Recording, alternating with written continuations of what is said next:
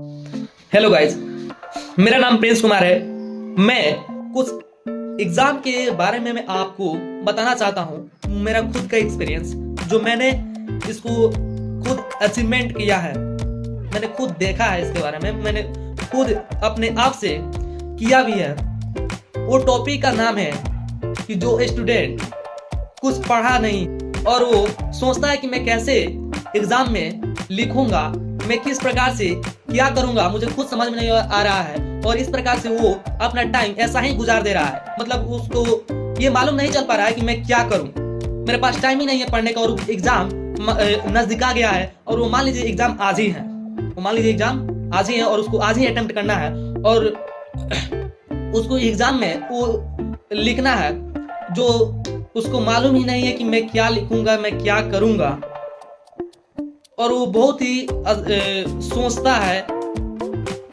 मैं इसका उपाय एक ही बताऊंगा जो मैंने फेस किया है।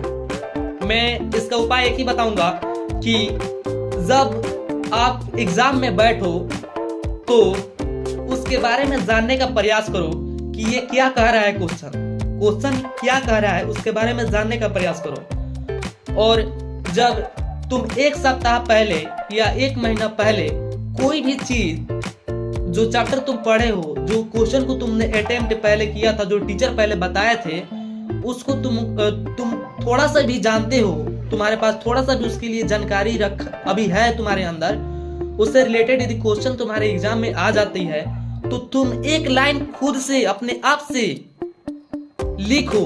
तुम्हारे अंदर ये आएगा कि मैं तो यार पढ़ा नहीं हूं, मैं कैसे करूंगा, मेरे से तो हो नहीं पाएगा, मैं नहीं कर सकता, मैं पढ़ा ही नहीं हूं। सबसे पॉइंट ये बात आता है दिमाग में, पढ़ा ही नहीं हूं, मैं क्या लिखूंगा एग्जाम में। और वो वैसा क्वेश्चन जो तुम जानते हो, तुमने उस चैप्टर को पढ़ा है, एक सप्ताह, 2 सप्ताह या एक हफ्ता या एक मंथ पहले पढ़ा है या एक मंथ के बीच में पढ़ा है, लेकिन पढ़ा जरूर है। और तुम जानते हो कि इससे रिलेटेड क्वेश्चन आ जाए तो तुम क्या करोगे, तुम्हारे अंदर क्या जागरूकता फीलिंग होगी, क्या तुम करोगे। इस प्रकार से ये क्वेश्चंस मेरा है कि भाई उस टाइम तुम क्या करोगे। मैं यही एक बात बताऊंगा कि देखो भाई, यदि तुमको जो भी जानकारी है उससे रिलेटेड यदि क्वेश्चन आया है एग्जाम में, उससे रिलेटेड आया है, उसको छोड़ो नहीं, उसको अचीव करो, उसको अटेम्प्ट करो, उस क्वेश्चन को बनाओ, एक लाइन जरूर लिखो उसके बारे में, एक लाइन जरूर लिखो उसके बारे में। यदि एक लाइन तुम लिखोगे ना तो तुम एक लाइन लिखने के बाद फिर से कुछ ना कुछ दिमाग में जरूर आएगा उसके बारे में, क्योंकि तुम उसके बारे में पढ़े हुए हो, जो उसके बारे में तुम पढ़े हुए हो।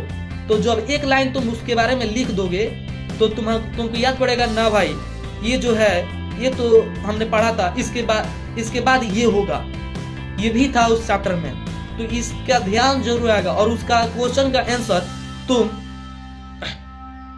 5 नंबर का होगा तो उसमें से 3 या 4 नंबर तुमको जरूर मिल जाएगा, क्योंकि तुम जो हो वो उसके बारे में तो जानते नहीं हो। सब क्वेश्चन को अटेम्प्ट किए लेकिन उसके बारे में तुम थोड़ा कम जानते थे, लेकिन उसके बारे में जब लिखना स्टार्ट किया तो लिख दिया, कोई दिक्कत ना हुई।